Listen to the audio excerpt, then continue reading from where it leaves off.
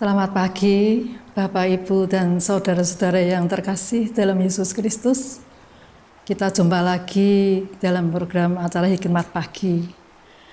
Mari kita datang kepada Tuhan untuk mendengarkan firman-Nya sebelum kita beraktivitas. Mari kita berdoa. Bapa kami yang ada di dalam surga, terima kasih untuk segala kemurahan yang sudah Tuhan berikan.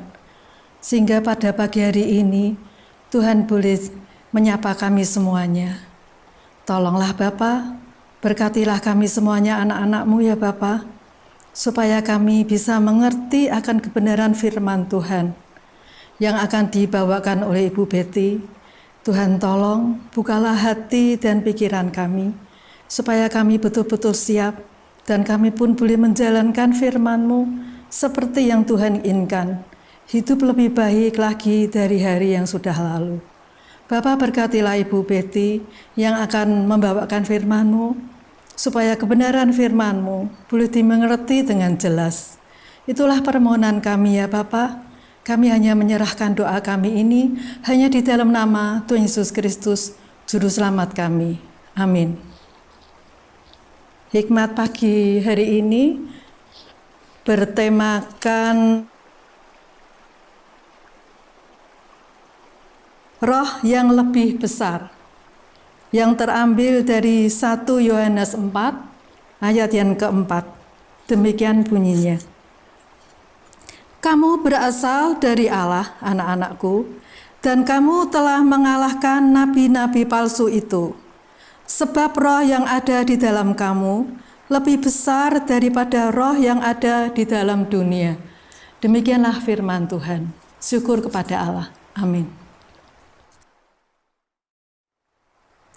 Ibu Bapak jemaat yang terkasih di dalam Tuhan Yesus Kristus, masyarakat Tionghoa di Asia Tenggara dan beberapa desa di negeri Tiongkok selalu merayakan festival roh selama sebulan penuh. Festival roh tersebut lazim disebut sebagai festival hantu kelaparan. Mereka percaya bahwa dalam bulan ke-7 tanggal 15 penanggalan Imlek, roh-roh kembali ke dunia untuk berkeliaran di antara orang-orang hidup. Karena itu mereka membakar dupa dan uang-uangan, menyiapkan pesta dan mengadakan pertunjukan di panggung terbuka. Semuanya untuk menyenangkan roh-roh itu. Albert Lee, seorang yang dibesarkan di Singapura, dididik untuk takut kepada roh-roh tersebut. Suatu ketika Lee menderita demam saat festival sedang berlangsung. Dan orang-orang memberitahu bahwa tanpa disadari, saya pasti telah menabrak beberapa dari roh-roh itu dan menyinggung perasaan mereka.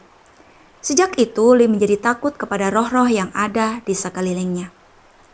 Namun sekarang ketika sudah menerima Kristus, setelah membaca dan memahami apa yang dituliskan dalam Alkitab tentang kuasa Yesus atas dunia setan dan para pengikutnya, Lee dibebaskan dari segala ketakutan yang terdahulu. Lee telah mengimani Kristus sebagai Tuhan dan Juru Selamatnya. Maka ia katakan, saya tidak perlu berdamai atau melawan roh-roh jahat itu sendirian. Ibu Bapa yang terkasih di dalam Tuhan Yesus Kristus, Yesus menunjukkan kuasanya atas dunia roh saat dia mengusir roh-roh jahat.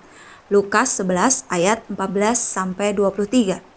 Saat ia mati di kayu salib bagi kita dan bangkit dari kubur, Yesus menang atas setan dan menjamin kebinasaannya. Kolose 2 ayat 15, Wahyu 20 ayat 10. Alkitab memberi kepastian bagi para pengikut Kristus bahwa roh yang ada di dalam kamu lebih besar daripada roh yang ada di dalam dunia. 1 Yohanes 4 ayat 4. Kita tidak perlu takut terhadap setan atau roh jahat. Yesus Tuhan kita lebih besar dari semuanya itu. Kita tidak perlu takut kepada roh-roh dunia karena Roh Kudus lah yang diam di dalam diri kita. Roh Kudus lebih besar dari roh-roh dunia ini. Amin. Mari kita berdoa. Bapa Surgawi, sungguh kami bersyukur setiap orang yang percaya kepada Tuhan Yesus Kristus adalah milik kepunyaan Tuhan, yang dijagai sedemikian rupa dan tidak ada sesuatu pun, seorang pun yang sanggup merebut kami dari tangan kasih Tuhan.